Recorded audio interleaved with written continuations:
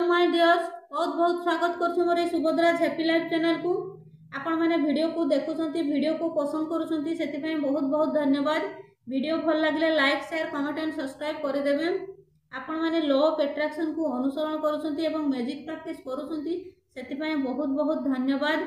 वृंदावन कर जो 28 डेज रो magic practice रहिछि, आपण माने जदि एही 28 डेज रो मैजिक प्रैक्टिस करि दउछंती ताहले आपण मानकर जीवन में सब बेले मैजिक मैजिक मैजिक ही हम कहीं ये मैजिक प्रैक्टिस होउछि कृतज्ञतार प्रैक्टिस। आमे जदि 28 डेज धरिकी कृतज्ञतार प्रैक्टिस करवा ताहले आम भितर सकारात्मक शक्ति जागृत होबो एवं आमे सकारात्मकवादी हेई परिबा। तेणु जदि आपण माने 28 डेज रो मैजिक प्रैक्टिस को कंटिन्यू करके कंप्लीट कर दउछंती ताहले आपण माने परमात्मा परमेश्वर को अलौकिक शक्ति सहित संयुक्त होई परिबे एवं प्रत्येक दिन परमात्मा परमेश्वर को अलौकिक शक्ति को ग्रहण करि परिबे एवं प्रत्येक दिन छोट बड़ मिराकल को मध्य ग्रहण करि परिबे। आपनकर लाइफ सबले मैजिक मैजिक मैजिक ही हबो। तो आसंतु आज जानिबा 28 डेज रो मैजिक प्रैक्टिस रो डेज 26 रे कोन रहिछि मैजिक प्रैक्टिस। प्रत्येक दिन आपण माने जेमिति डे 1 एवं डे 2 रो प्रैक्टिस को कंटिन्यू करूथिले, आज मध्य डे 1 रो प्रैक्टिस को प्रथमे कंटिन्यू करिवे। आपण मानक पाखरे जहा भी प्रेजेंट सिचुएशन रे अछि ताहारी ऊपर आपण 10 टी ग्रेटिट्यूड लिखिबे।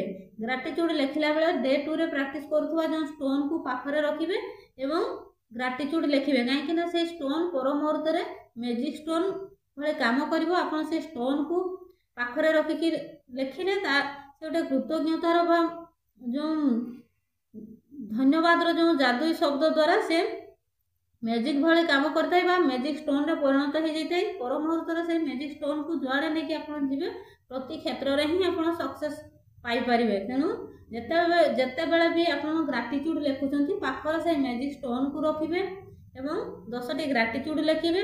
तापरे आजिकार प्रैक्टिस रे कोन अछि ना, जति आपन माने पास्ट रे किछि गोटे भूल करिसंती पास्ट रो कर्म को मने पकेकी आपण से कर्म द्वारा जहाँ शिक्षा पाइछंती तारी ऊपर 10 टी ग्रेटिट्यूड लिखिबे। तो वृंदावन जेमती गोटे एग्जांपल देकी कहिसंती जे जदि आपण मन को कहे इरिटेट करले बा किछि कहि किछि कहिले बारंबार जदि आपण किछि द्वारा आपण जदि विरक्ति हेई करी किछि भूल अटेम्प्ट नेइछंती बा भूल डिसीजन नेई कि आपण गोटे किछि भूल करी पकाइछंती, तो भूल कला पर धरा जाऊ कहीं गोटे आपन को इरिटेट करले आपन विरक्ति रे किछि गोटे अटेम्प्ट हेले बा आपन को मेडिकल नै कि मेडिकल ले आपन को जतले आरोग्य करि के आनले बा जतले आपन भलो हेई आसिले घर को से जो भलो हेई कि आसिले ता परे आपन को जो सेई भूल कर्म करले से भूल कर्म आपन को कोन शिक्षा देला तारी ऊपर आपन 10 टी ग्रेटिट्यूड लिखिबे। केमिति लिखिबे ना, धरा जाऊ आपण केमती लिखिबे जे मु से मोर एते सुंदर जीवन मु 84 जनी पर मते मनीष जन्म मिलिछि एते सुंदर लाइफ मु भूल रे एते बड़ो भूलटे अटेम्प्ट नै नैथिली बा भूल डिसीजन नै नैथिली। तो मु से भूल डिसीजन नेली बोली सिना मु किछि शिखि पारली बा मु आज जीवन रो महत्व बुझी पारली।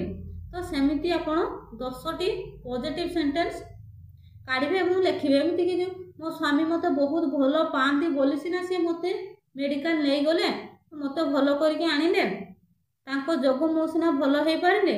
एमिति आपनकर हस्बैंड को मध्य आपण जहा द्वारा आपण उपकृत हेइथिबे से जो पास्ट सिचुएशन जहा भी आपनकर जहा भी पास्ट जो कर्म थिला ता पई जो जहा द्वारा आपण आरोग्य हेइछंती तांको कृतज्ञता ज्ञापन करिवे बा जोठी आपण आरोग्य हेइ परिछंती।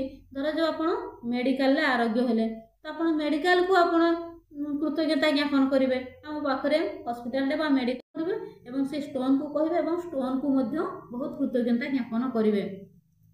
तापरे आपण डेज 26 रो मैजिक प्रैक्टिस बहुत भलो भाव रे करि परिछंती बोली से स्टोन को मध्य कहिवे एवं जो मॉर्निंग रे जो आपण 10 टी ग्रेटिट्यूड लिखिथिले प्रेजेंट सिचुएशन रे जहाँ भी आपन को पाखरे अछि बे जो ग्रेटिट्यूड लिखिथिले सेही ग्रेटिट्यूड एवं जो आपनकर पास्ट कर्म पई आपण अनुतप्त थिले जहाँ आप शिखिले ताहारी उपरे जो 10टी ग्राटिट्यूड आप लिखिले पॉजिटिव सेंटेंस लिखिले ताकू मध्य बड़ पाटे पढ़े एवं पढ़ी सारिकी आप पथर सहित कथा है राति प्रत्येक दिन जमी आप तकिया तले से स्टोन को रखिकी शोले आज से तकिया तले स्टोन को रखिदेवे एवं शोई पड़े।